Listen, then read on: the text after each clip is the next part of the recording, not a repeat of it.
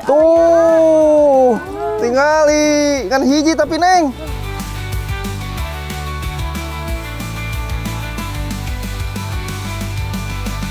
Lihat tuh.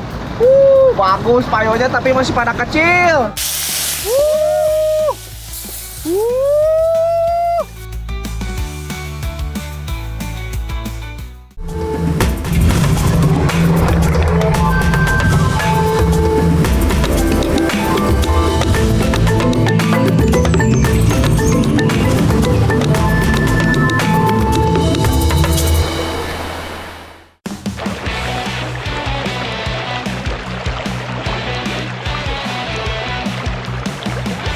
Sampurasun anak negeri dimanapun berada.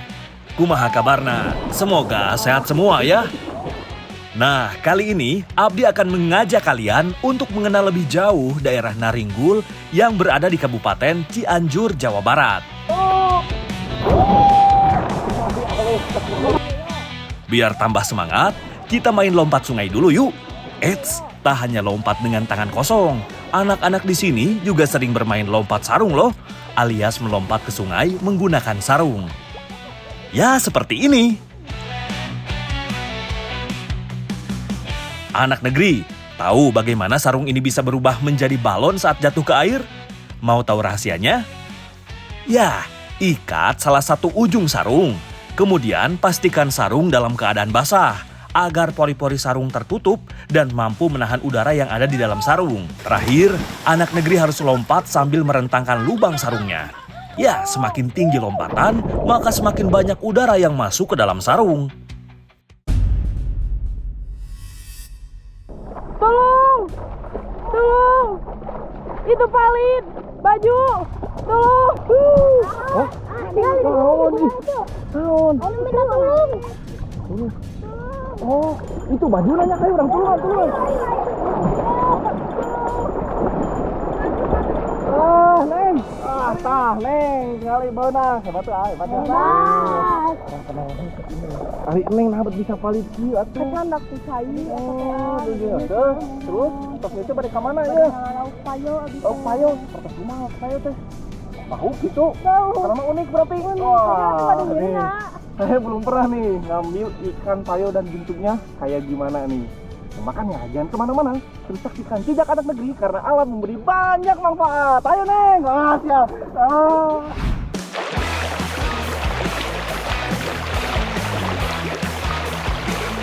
Untuk mengawali petualangan di Kabupaten Cianjur, kali ini Neng Gina akan mengajak Abdi untuk mencari payo, yaitu binatang air menyerupai ikan, namun memiliki kaki. Penasaran? Ikuti Abdi terus ya anak negeri. Menangkap payo cukup gampang-gampang susah. Salah satu cara yang kami pilih adalah dengan membuat bendungan dari bebatuan sungai, sehingga air di bawahnya bisa berkurang.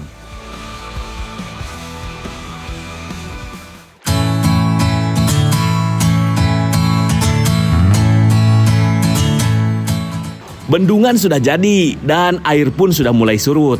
Tandanya payo sudah siap untuk kita tangkap. Hayu anak negeri, bantu Abdi dan Neng Gina tangkap payonya. Nah, ya. Mana iya. Weh, Neng, awas. Payo ini asli Sungai Cipandak yang ada di Kampung Adat Miduana karena belum ditemukan di sungai lain. Lihat anak negeri, bentuknya sih kayak tak asing lagi ya. Meskipun masyarakat Kampung Adat Miduana benar menganggap dan mempercayainya payo sebagai ikan, namun sebenarnya payo adalah kecebong alias anak kodok. Ya, seperti kita tahu bahwa berudu atau kecebong adalah tahap pradewasa dalam daur hidup amfibia seperti ikan, berudu hidup dan bernafas di dalam air menggunakan insang. Ukuran terbesar payo ini adalah sebesar telunjuk orang dewasa saja. Nah, payo akan semakin mudah didapatkan ketika akhir musim penghujan saat debit air sungai cukup tinggi. Sekarang kau udah dapat belum? Dapat atuh Jang, lihat tuh. Bagus payonya tapi masih pada kecil. Apa? Kunaon itu teh, Neng? Kunaon? Ayo di Banyak. Allah ilaha illallah kayak. Bapak banyak siripun tuh. aja. Nih, biasanya ikan payo di sini tuh adanya setelah musim hujan atau memasuki musim kemarau. Kita lanjut nih, kita mau masak oseng payo pucuk jambu. Widih, pakai pucuk jambu, pasti seger nih rasanya nih. Ayo sekarang kita masak. Ayo Bu, Neng, ayo masak.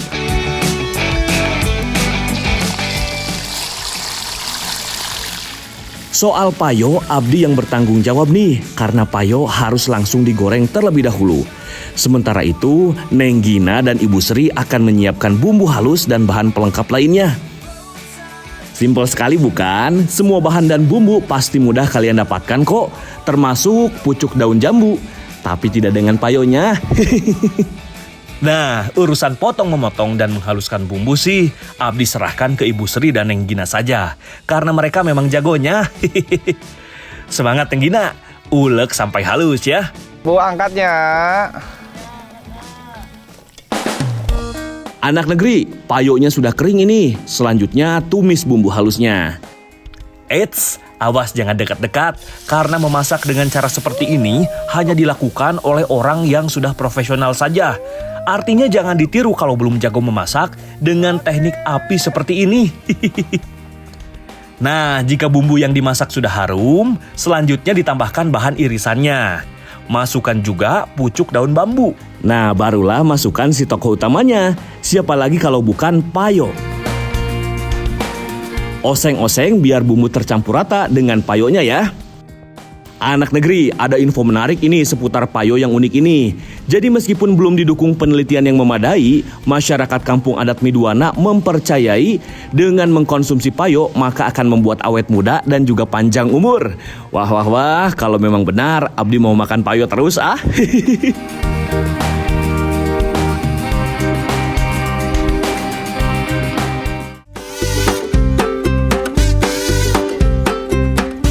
Wah wah wah, oseng payo pucuk jambu ini meni juara. Rasanya itu raus pisan. Apalagi makannya dengan nasi panas seperti ini. Mulut pengennya gak berhenti ngunyah terus. Wah, ini nih rasa ikan payonya teh bener-bener kriuk karena kita goreng dulu tadi. Terus nih ada pucuk jambunya. Ketika dimakan memang sepet, tapi ketika dipadukan dengan bumbu dan payo rasanya nih, lihat, enak pisan, saus pisan, harusnya.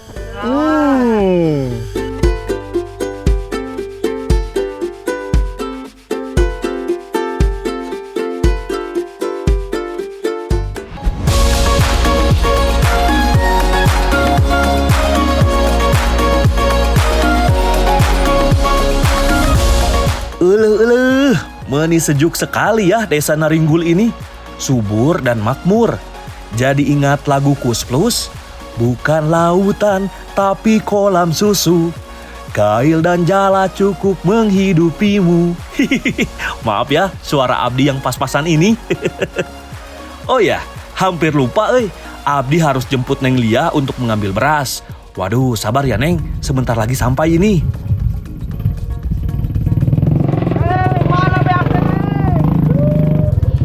Kamana heula? Atuh Neng ieu motor nama nih hese gini tuh si atuh mogok wae geura Neng. Sakitu berat. Sok atuh ayeuna mah.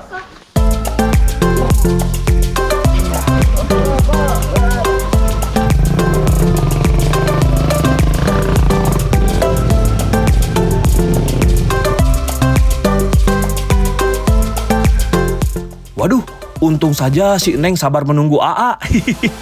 Markimon, mari kita kemo Neng.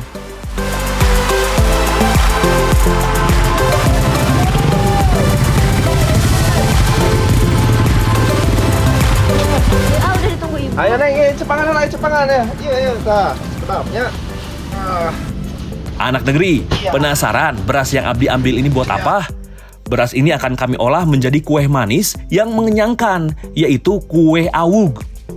Jang canak biasa nak karung. Mohon, ya. Sok Neng kalebet, langsung kadiekeun we, Bu. Ya. Anak negeri, kue awug ini adalah jajanan khas Sunda yang berasal dari wilayah pedalaman. Dahulu, kue awug hanya dibuat oleh masyarakat Sunda saat selesai memanen. Namun, kini karena rasanya yang sangat enak, kue awug banyak dikonsumsi oleh semua kalangan kapan saja, tak harus menunggu waktu panen. Nah, Bu, tos lembut, Bu. Wadahan Jang. Wadahan, siap. Mana batoknya, Bu? Iya, Bu, batoknya. Nah, setelah beras berubah menjadi tepung, selanjutnya dicampurkan dengan kelapa parut. Tambahkan sedikit garam, lalu aduk sampai merata. Tambahkan sedikit air, aduk sampai adonan berubah bentuk menjadi kenyal. Lalu masukkan ke dalam asepan wengku atau tempat untuk mengukus yang terbuat dari bambu. Nah, saat proses inilah gula merah dimasukkan sedikit demi sedikit. Lalu kukus deh. Simpel bukan? Meski terlihat sederhana, kue awug termasuk jajanan populer loh, khususnya di Pulau Jawa. Kue awug telah ada sejak zaman kerajaan. Hal itu dibuktikan dengan dicantumkannya kue awug dalam serat centini, yaitu kitab klasik ensiklopedia kebudayaan Jawa yang diterbitkan pada tahun 1814.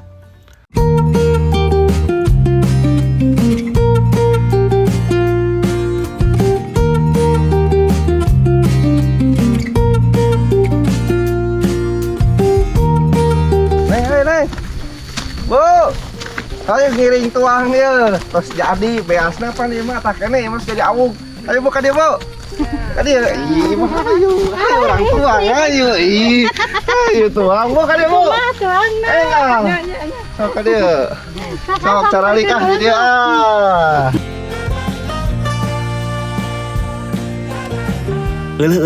Senengnya bisa berbagi seperti ini. Makan kue awug yang berbahan dasar beras dengan petani yang menanam berasnya. Ayo makan, Bu.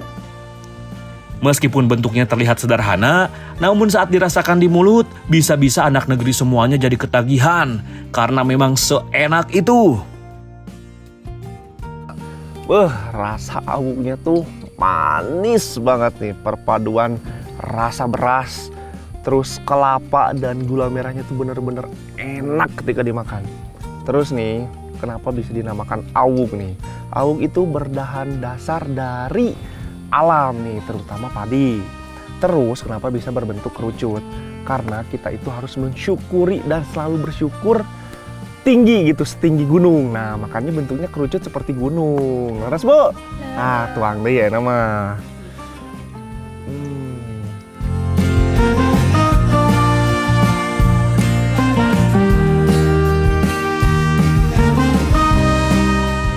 Nah, sekarang teh saya mau membuat kue putu sayang. Laras, Neng? Iya, alam empat Naon atuh? sayang. Terus naon? Kue putu mayang. Oh, kue putu mayang. Iya atuh sayang. Ini dia bahan-bahan untuk membuat kue putu mayangnya. Simpel sekali bukan? Ya, tumbuk beras untuk membuatnya menjadi tepung. Lagi-lagi tugas Abdi soal pertepungan mah. Sementara itu, ibu memarut kelapa untuk membuat santan. Sedangkan yang Lia bertugas mengiris gula merah. Tas lembut, Bu. Angkat aja, Bu. Iya, angkat we. Bu, siap. Langkah selanjutnya yaitu mencampurkan tepung beras dengan tepung kanji. Di sini menggunakan ukuran 2:1, yaitu 2 tepung beras, 1 tepung kanji. Aduk sampai rata, kemudian campurkan dengan santan kelapa, peras sampai ampasnya mengering, lalu tambahkan garam secukupnya. Adonan tinggal dimasak deh menggunakan api sedang, agar tidak cepat gosong ya, sambil terus diaduk. Anak negeri, beras bagi masyarakat Indonesia merupakan komoditi yang sangat dekat dengan kehidupan sehari-hari. Beras tak hanya dinikmati dalam bentuk nasi hangat, namun beras juga bisa diolah menjadi tepung yang bertekstur halus dan licin. Nah, dari tepung beras inilah muncul berbagai kreasi kuliner, tidak terkecuali kue putu mayang yang sudah terkenal akan kelezatannya. Angkat setelah adonan berubah bentuk menjadi kental. Lalu pisahkan ke 3 wadah untuk diberi pewarna makanan, supaya terlihat menarik dan lebih menggugah selera. Adonan siap dibentuk. Dalam proses ini memang membutuhkan keahlian khusus, karena kalau tidak, adonan yang muncul dari cetakan akan berantakan. Anak negeri, Konon, kue putu mayang ini dipengaruhi oleh kue putu mayam yang berasal dari India Selatan. Ya, keduanya memang punya bentuk yang mirip, bergulung-gulung seperti mie. Adonan yang sudah dibentuk menyerupai mie ini selanjutnya masih harus dikukus terlebih dahulu. Cukup mengukusnya sebentar saja, karena kalau terlalu lama, kue putu mayang akan bertekstur keras, bukannya lembut. Nah, seperti ini jadinya. Kue putu mayang siap disantap dengan kuah gula merah. Ini dia Neng, udah jadi. Awas jangan salah lagi nyebutnya. Enggak tuh, kue putu mayang. Laras Bu? Udah jadi, lihat tampilannya meni cantik kayak si Neng. Sekarang kita makan. Aduh.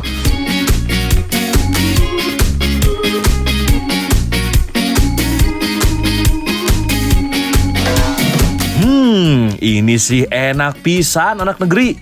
Tekstur lembut kuenya dipadukan dengan rasa manis gula merahnya benar-benar sempurna. Tak hanya memiliki rasa yang manis dan legit, putu mayang juga memiliki tekstur yang sangat lembut yang membuat kue putu mayang dapat dikonsumsi oleh semua usia, baik anak kecil hingga orang dewasa dan orang tua.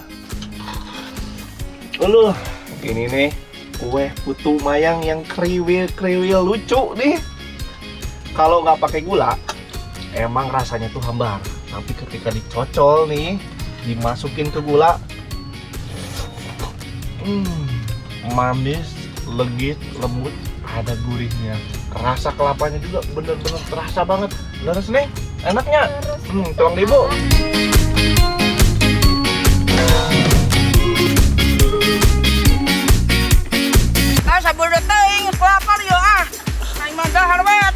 Tuang tinggal kakak orang kanu ngagumrah gitu ang. Astagfirullah.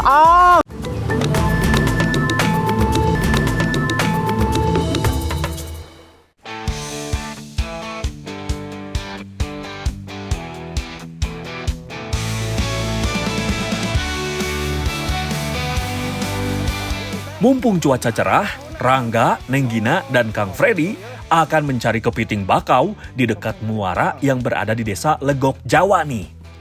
Sip! Wah, perahu udah siap nih. Waktunya berangkat. Kalau berada di ujung perahu seperti ini sih, jadi mirip adegan di film-film. Ang di mana tempat ang? Iya, wedi pa dia. Di dia sok atuh orang pasang pinturna. Umpanan heula teh. Ya. Oh. Ternyata tidak gampang loh untuk mendapatkan kepiting di muara seperti ini. Pertama-tama, kita harus pasang umpan dari ikan yang diikatkan di dalam pintur. Yaitu alat berbentuk persegi ini, kalau kepiting sudah masuk, maka tak akan bisa keluar lagi. Atau si teh Kang, tinggal ka ditu kan. Sok atuh geuna lempar kan. Siap. Ka ditu ka sisi. Pasang lagi umpan berupa ikan ke semua pintur. Lalu lempar perangkap ke sejumlah titik. Ya, bau amis ikan akan memancing perhatian kepiting untuk masuk ke dalam pintur. Walah, emang Rangga lagi beruntung nih. Kirain teh bakal lama nunggu kepiting masuk ke perangkapnya. Ternyata Kang Freddy udah memasang pintur sejak kemarin. Jadi hari ini tinggal ambil deh. Semoga aja dapat banyak ya kepitingnya. Jadi penasaran euy. Berat ieu mah Kang, sigana ayaan ieu mah Kang, ayaan. Tuh, tingali, kan hiji tapi Neng. Ingat, saat melepas kepiting dari perangkap harus hati-hati ya. Jangan sampai tangan kita kena capitnya. Bisa-bisa berdarah nanti. Memegang kepiting kudu ada tekniknya. Ya, seperti ini. Pegang dari belakang. Yuk angkat perangkap yang lain lagi, Kang. Ya, kepiting bakau merupakan salah satu biota laut yang berada di perairan pantai, terutama area mangrove atau bakau. Hewan yang berjalan miring ini pun dikenal lincah. Selain pergerakannya yang cepat, kepiting memiliki kebiasaan masuk ke dalam lumpur atau pasir jika merasa hidupnya terancam. Neng, terus cekapnya, Kang. Cekap, ayo orang uwi ah.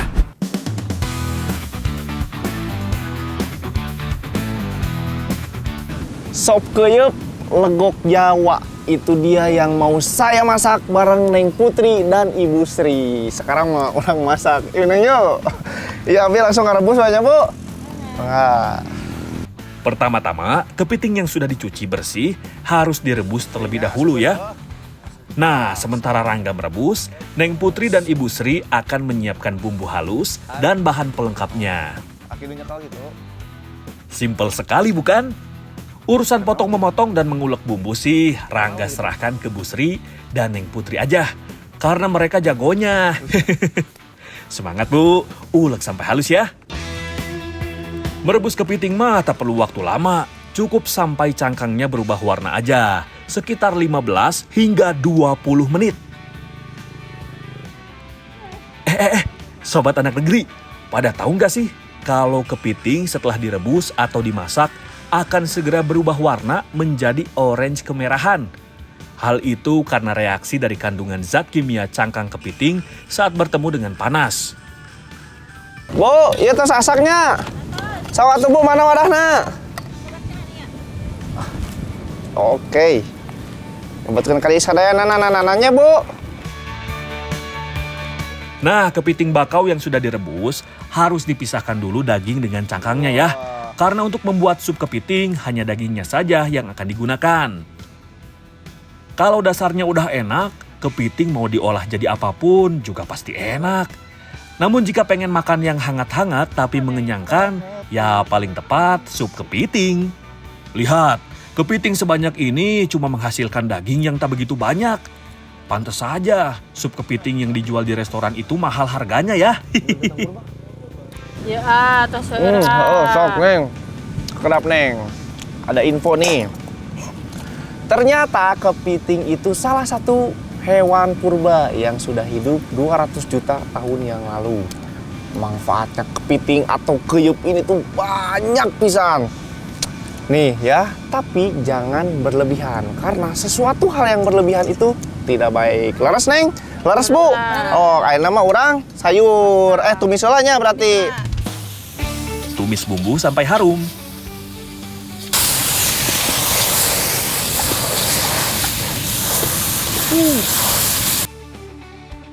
Lalu tambahkan air secukupnya. Tunggu hingga air agak mendidih. Lalu masukkan bahan irisannya. Sekarang waktunya masukkan daging kepitingnya. Masak hingga matang sempurna. Oh ya, ternyata membuat sup yang tergolong menu mewah ini tidaklah susah bukan? Cuman harganya saja yang terbilang cukup mahal. Di pasaran, kepiting bisa dijual 75.000 hingga 85.000 untuk 1 kilogramnya. Weleh, mahal pisan ya. Beda halnya dengan Rangga yang dapat kepitingnya dengan cari sendiri.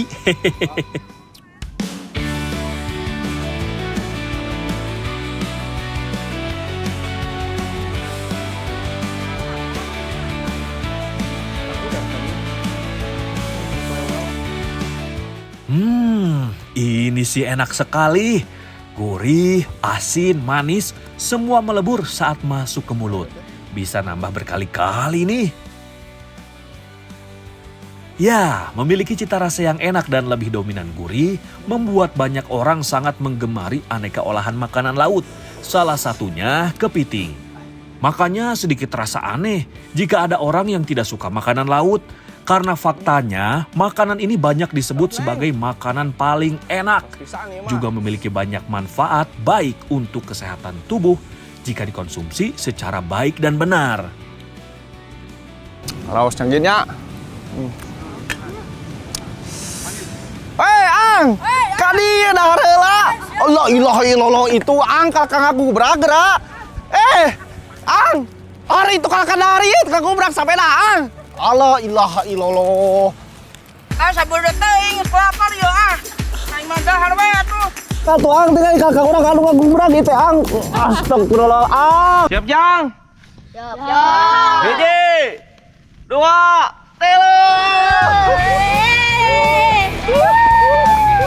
3. Iha, meluncur. Sampurasun anak negeri dimanapun berada. Kumaha kabarnya? Semoga sehat semua ya. Ayo ikut Abdi bermain sini. Selain bisa membuat bahagia, dengan bermain ini badan juga bisa sehat. Gimana tidak? Sebagai tim pendorong, Abdi harus bekerja keras mengeluarkan tenaga agar batang pisang dapat meluncur dengan cepat. lanjut lagi ah. Ayo meluncur.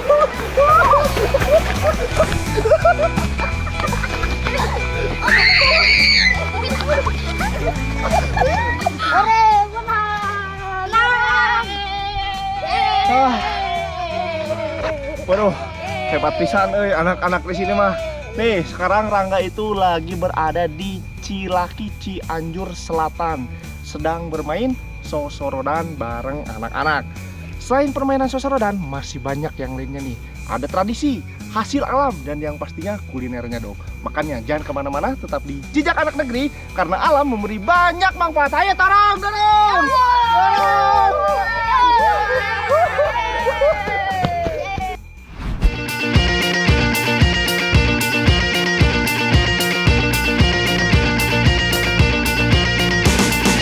Meni cerah pisan Neng cuaca hari ini.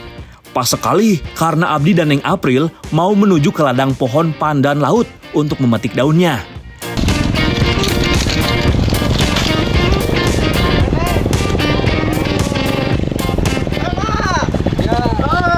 Ya, kira anggo. Sok, Abing naik ya.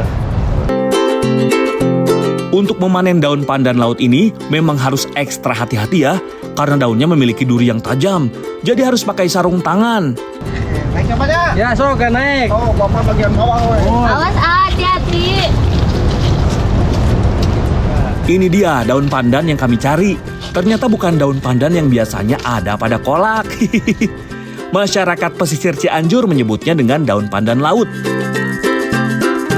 Pohon pandan laut ini tumbuh alami loh. Pohon pandan berfungsi untuk menjaga tanah agar tidak mudah erosi. Wah, hebat juga ya pohon yang satu ini. Karena selain menahan erosi, daun pandan juga dimanfaatkan untuk menjadi bahan baku dalam pembuatan kerajinan anyaman. Oh ya anak negeri, pohon pandan laut bisa dipanen sepanjang tahun. Tapi saat musim kemarau tiba, produktivitasnya sedikit berkurang. Awas hati-hati Neng April. Daun pandan laut ini disebut juga daun pandan berduri. Lihat saja durinya yang berada di tepian daun. Lumayan tajam loh. Pokoknya mah jangan sampai terkena tusuk. Nanti sakit. Sekarang teh saya lagi cari pandan laut untuk dibikin kerajinan dudukui. Penasaran kan dudukui itu seperti apa? Pokoknya mah seperti topi tapi unik banget. Ah udah sekarang mah saya mau cari yang banyak biar topinya makin banyak. Neng, tewak Neng! Penasaran kan dudukui itu seperti apa? Yuk ikuti Abdi dan Neng April ke tempat pembuatannya.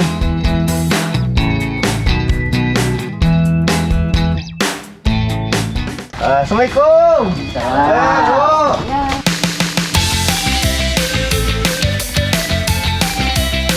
Nah, dari daun pandan laut ini kami akan membuat kerajinan anyaman topi. Penasaran? Seperti ini caranya. Untuk dibentuk menjadi hasil kerajinan, penyortiran daun pandan harus dilakukan. Daun pandan harus dipotong sesuai panjang maksimalnya. Eits, jangan lupa, duri-duri tajam yang ada di tepian daunnya juga harus dihilangkan ya. Dengan alat sederhana ini, potong kembali daun menjadi iratan. Karena iratan inilah yang nantinya akan disusun menjadi anyaman. Jadi besar kecil dan panjang lebar iratan harus benar-benar sesuai ya. Usulannya Bu, Pak. Oke. Selanjutnya, rebus daun pandan selama 30 menitan. Proses perebusan ini bertujuan untuk menghilangkan klorofil atau zat hijau daun yang terkandung di dalam daun pandan laut, sehingga warnanya nanti bisa berubah menjadi kecoklatan. Setelah direbus, daun pandan harus dijemur selama 1 hari penuh. Selain menghilangkan warna hijaunya, proses perebusan menjadi hal yang penting, karena karakter daun pandan laut yang tebal dan kuat akan berubah menjadi lentur. Jika sudah kering, daun pandan siap deh untuk dianyam.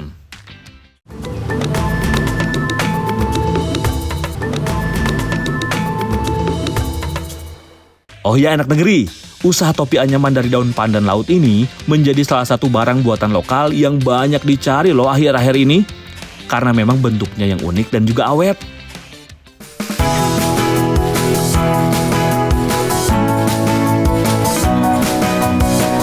Wah, lihat Pak Darmawan.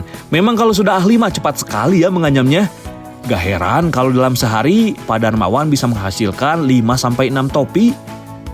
Anak negeri, topi anyaman buatan kami ini nantinya akan langsung dipasarkan ke sejumlah daerah wisata di Indonesia.